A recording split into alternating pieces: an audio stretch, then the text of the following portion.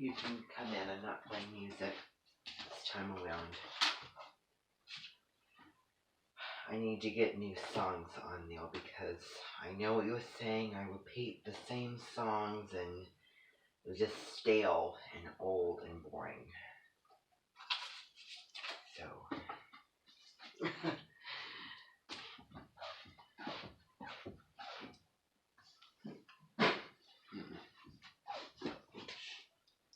Today we're actually going to be reading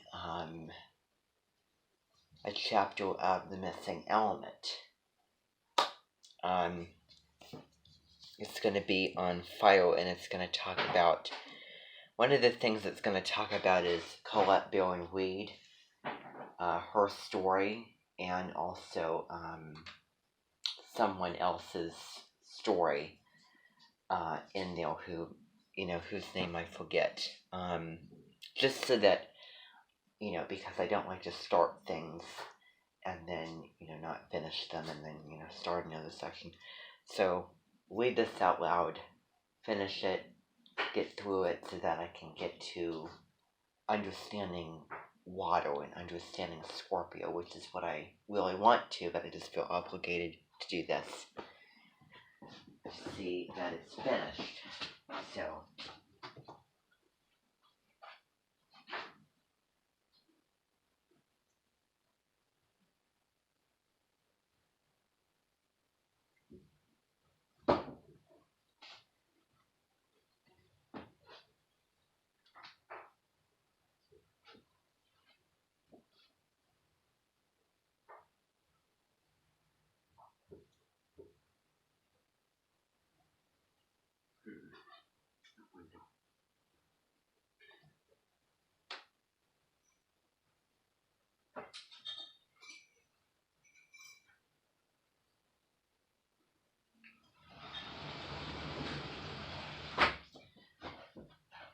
Now, I might read aloud the end of chapter 6 of Dragon Rider, so I may go back to grab that book another time.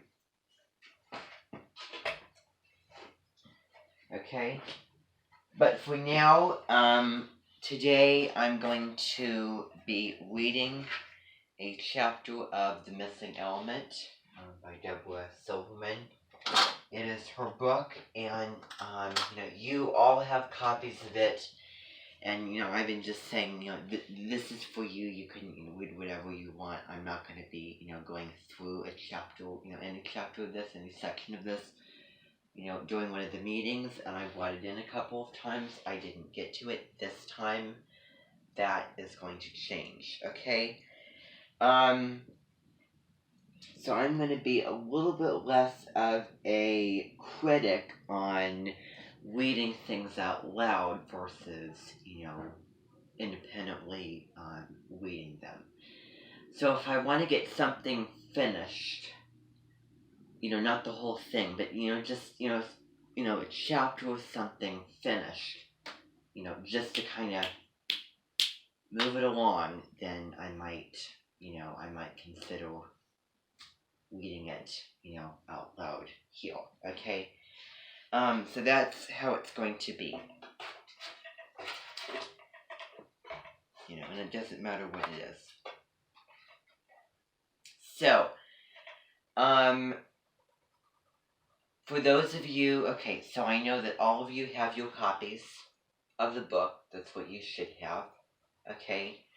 So I want you to turn to, how many pages is this? I just want to see before I tell you. 1, 2, 3, 4, 5, 6, 7, 8, 7 pages. 7 pages long. So it's just this chapter 16, the story of Fire. You're gonna read this, and then I really am interested in looking at the story of water and the whole section about water. So the deal of how this is going to work is, from now on, when we enter a fire cycle, we're going to read about fire. When we enter a water cycle, water, air cycle, air, earth cycle, earth. We're reading, a chapter or a section about that. Now, we're reading about fire. I think that a good reason for this is because Scorpio, I'm just going to write this up on the board here. Scorpio is the sign that we're in right now. Tomorrow when you wake up, you're going to be feeling a very soft, kind of not like awake, alive sort of energy, because the moon's going to be in Pisces, and I was feeling very soft, and I mean, it's a tense, dull energy yesterday, and just imagine, how it's going to feel when the moon goes into Pisces. So, before I get to, what I want to get to, well, first of all, actually, I'm contradicting myself. Scorpio, Mars, and Pluto. These are its ruling planets. Remember that it used to be ruled by Mars, and then it used to be ruled by, it's now ruled by Pluto. Okay, so we have the Mars energy, which is the drive and that male,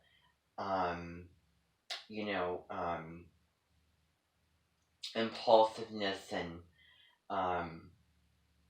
ambition and energy. And then you add Pluto to it, which is, the dark side, taking that and, making it all twisted, watery, and dark.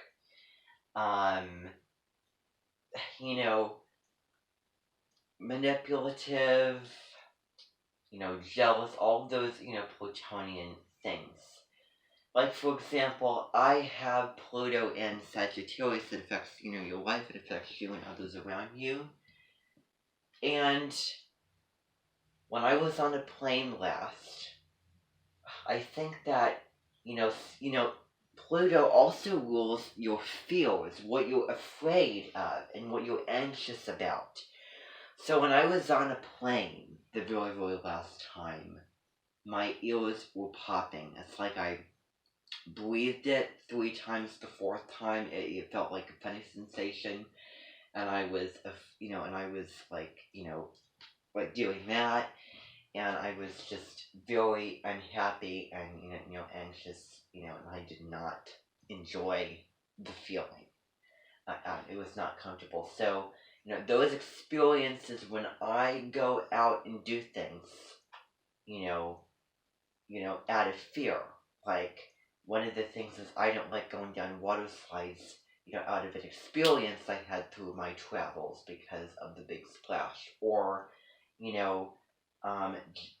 jets pounding down on you. Or, still attempting to, go underwater. Or, fire suddenly up in your face. So that's kind of the, the Pluto. So Scorpio is a very weird and complex sign. It is not black and white. It's black and white, no shades of gray kind of thing, if you think about it. So, Scorpio is not black and white. It is not just black and white. Now, it is not only represented by the scorpion, but it also has other symbols as well. One of them would include the eagle. Fly like the eagle in the sky. Seek the truth. It cannot hide. And that's a song that we're going to be getting to today. So the eagle, if you think about it, it's flying high in the sky and its determination. Because Scorpios appeal at the highest road when they do the meditations. It's so they are so kind. I don't know what it is about them, but they are like the kindest and most understanding person that almost feels too much of that to be true. So eagle's one of the symbol, and then the phoenix. Like think of phoenix rising, so rising out of the ashes, out of the, grave. Because Scorpio rules death. It's not, because of that Mars energy, that Mars fight, Cancer and Pisces are two water signs. They are pure water. While Pisces does have that airy addition to it, it is very watery. Watery is, the element of sensitivity. Scorpio does not appeal like a sensitive sign in, those soft ways. It's very, very, resilient. And it takes a whole lot for it to, for you to tick a Scorpio off. Looking at the image of, what's her name? Whoopi Goldberg, she doesn't look like someone who's going to, sting somebody. I don't know. So,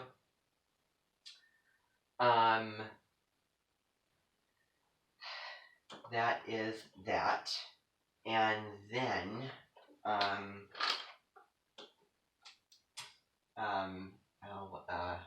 let's see here. You know what? I forgot what I was going to do. I forgot what I was going to do. So, trying to. Okay.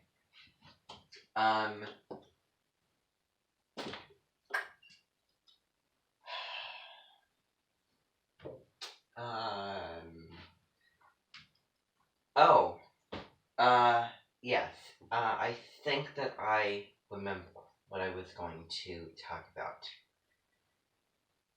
That's not worth my conversation. Well, I went over it with you anyway. So, before anything else, I just want to, get my computer, because I want to play this song for you. If I remember something that I was going to write down, then I forget it, I forget it now, so I'm not going to worry about it. Maybe it'll come to me. All of you need to stay here, I'll be right back.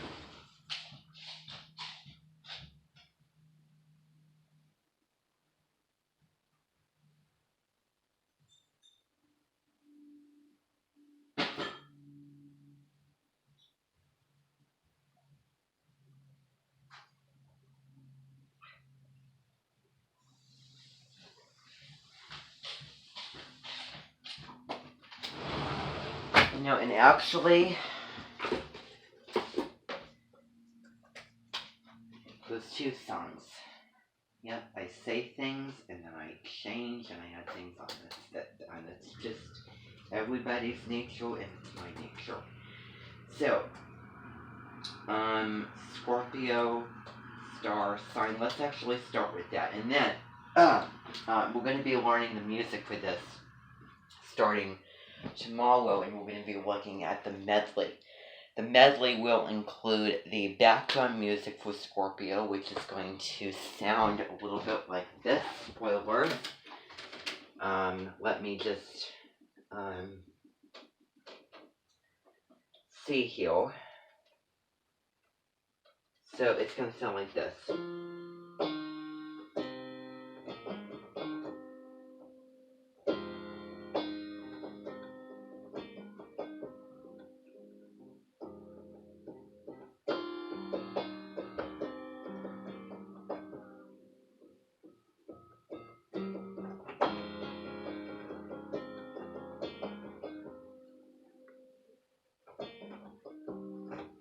So that's kind of how it's going to sound. So you're going to hear it, actually.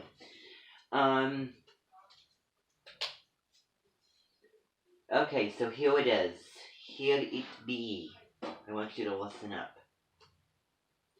Because this is what we're going to be singing to as a choral concert. All the music will be minor key and there'll be a choral addition to it. Whoops. Nope. That's not what I wanted.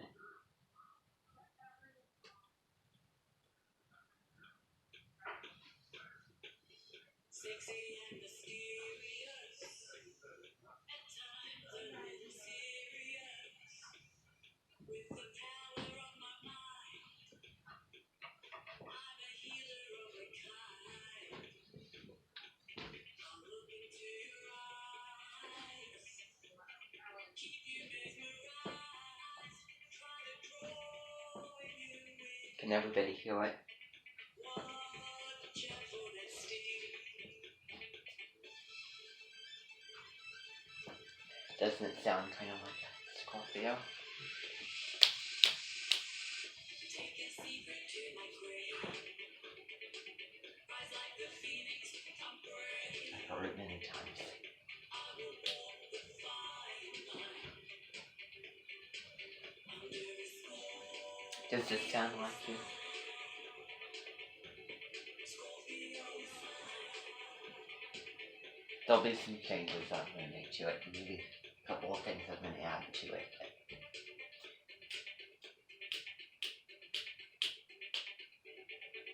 So if you see season 7 of your network star, Kenny DeViti, she, when you look at her, you immediately think Scorpio. Because she has that look to her.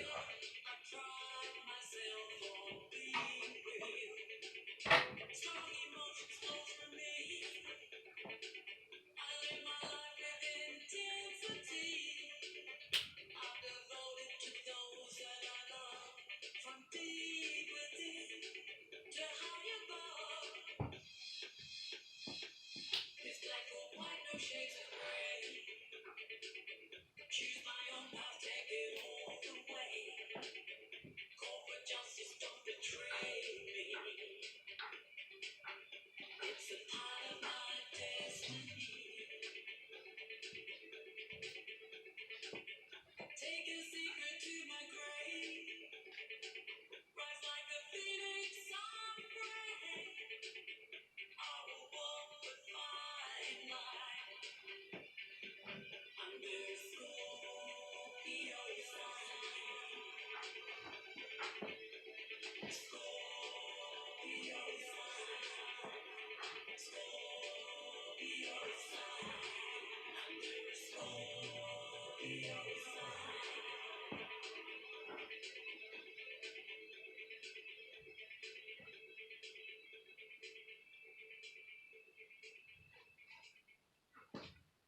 Okay, that was that, and so you can hear the music for that.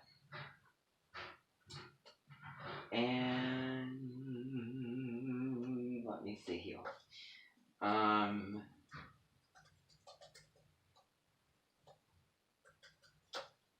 Listen. Here it is. I want you to listen.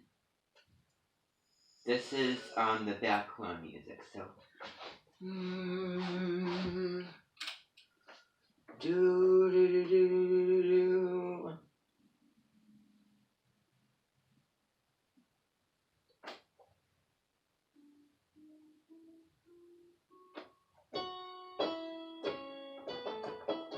And that would be the key that it would be in, actually. So.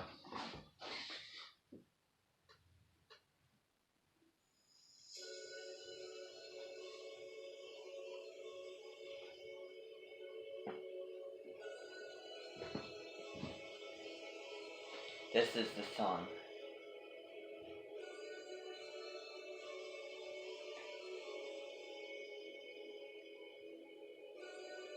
Sounds a little bit Asian.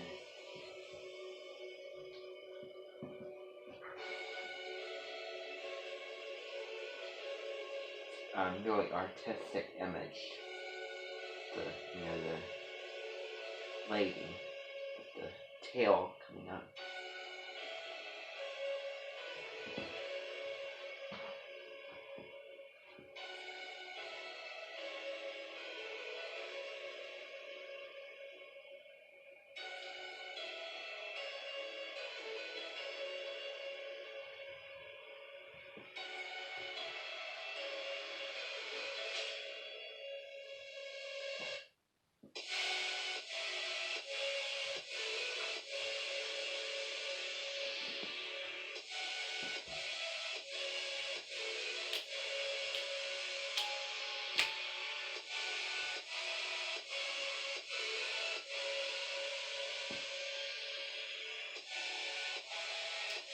really intense, doesn't it?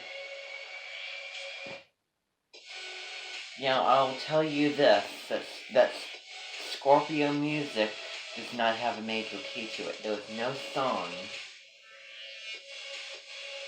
that is related to Scorpio that has a major key to it. Because it's not a light sign like Libra.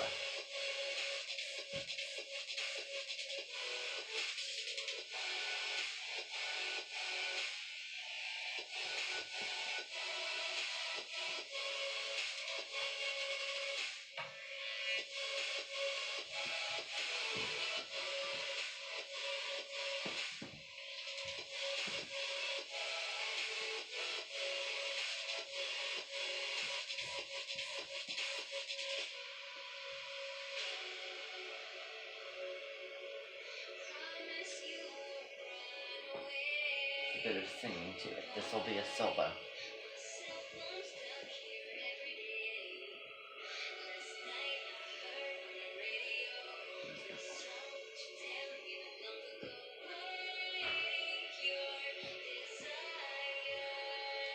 Work their way through desires.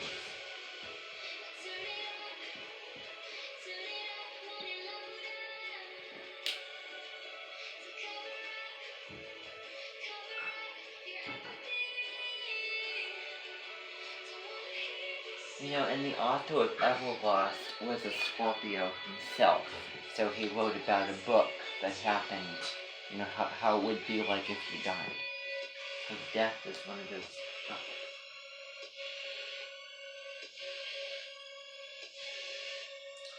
And you know, I have an eye doctor who was born on November 7th. And if you think about eye doctor, you think about being an eye doctor, how would that relate to Scorpio? You can think about that. You think about, you know, Scorpio and, you know, wanting to go deep and intimate.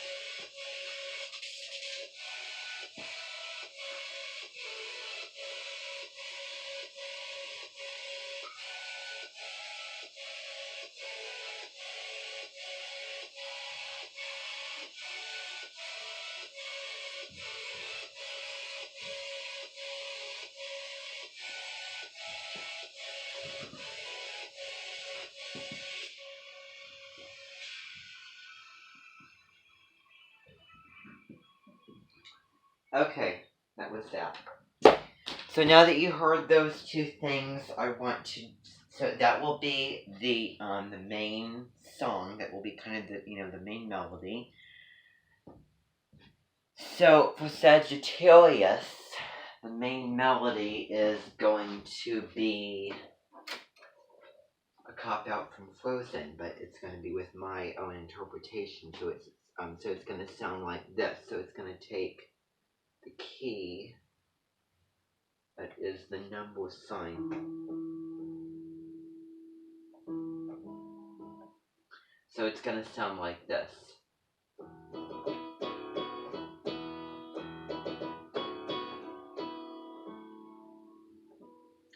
So it's going to be.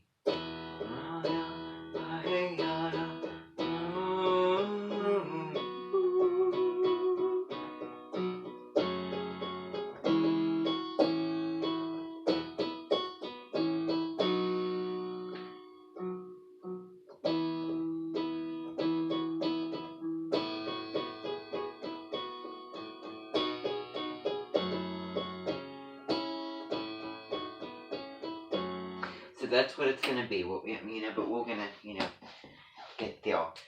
So we're going to be using some virtual tech tools to take a imaginary adventure, imaginary vacation. And actually, one of the things that we're going to be doing is watching a lot of adventure films, adventure movies, and especially if we think about Dragon Rider. Is an adventure story already. And Cornelia Funk was a Sagittarius. She was born in December. So, that makes a lot of sense. So, that's something that we're going to be doing. So, Sagittarius is reviving the Scorpio. So it's taking that Scorpio in death, and Sagittarius is all about being, living life to the fullest and everything. So now we're gonna get to our July 27th Leo season delivered book by Deborah Silverman, The Missing Element. I do wish that I had Leo in my chart. Actually, let me see about something here. I think that would be a good sign for Saturn. Saturn in Leo. I'll just pretend. Well, but then I would only have one Leo. So, anyway. Cause I like Leo. I think it's a good sign. So, when you watch Colette Billingweed's video, I hope that you're going to see her video on the 7 energies for the Oracle reading, Astro Oracle, reading this week. Remember that she publishes this video today, then she publishes the other video tomorrow. So the video that she publishes tomorrow is, she has 12 cards, one for your sun, one for your ascendant, one for your moon. She draws either 1 or 2 cards per your sign. Okay, so you need to know, the 3 of those. So for me, I have Aries Sun, Libra Moon, Sagittarius Rising. Also, Michelle Knight. One of the things that I wish that we would have gotten to, probably one of the deleted, music videos, is, where, there would be like a boombox, a black boombox, and, she would be, so it would be kind of like seeing 2 things at the same time. So she would be kind of ghostly looking in the background, and then there would be like a boombox playing, and it would be kind of the power of Aries. That's what it would be called.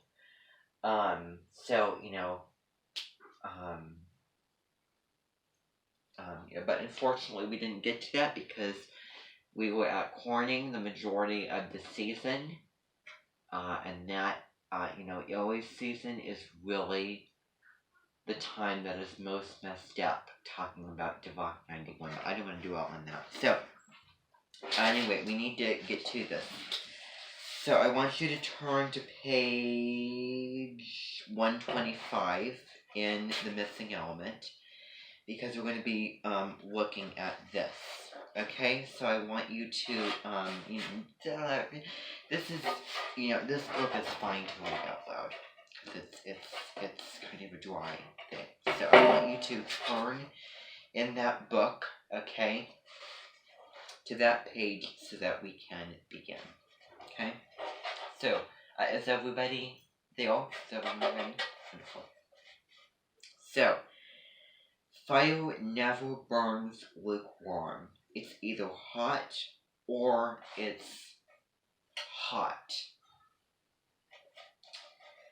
Fire is extreme and shows up a great success or embarrassing, horrible failures, and in some cases both. The questions are, what do fire people do with their life force and the cards that fate has dealt them? Are they the hero or are they the victim? I'm going to tell you 2 tales describing fire. One is the story of Drew and Mira Goodman, founders of Earthbound Farm. The slow-burning, sustained fire helped change the history of farming. I would think that would be figuratively, metaphorically, and realistically, and literal as well. The company they started is the largest grown of organic produce in North America, and they were also the first people to successfully market packaged salads for rental sale. The other tale is about Colette Bill and Weed, and remember we looked at that song, I saved a baby from the ocean, remember that? So that was talking about Colette Bill and Weed. And if you watch that video, her oracle reading, she has very, her eyes look comical. And when I say comical, I don't mean funny. I mean, drawn out, sketchy looking comic. I mean, if you think about a